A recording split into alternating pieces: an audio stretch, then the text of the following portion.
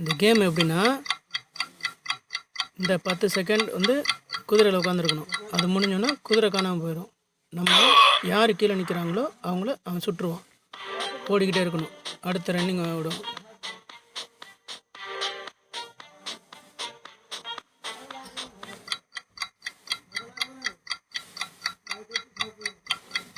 கடைசியாக ஒரு குதிரை இருக்கும், 2 பேர் ஓடுவான்.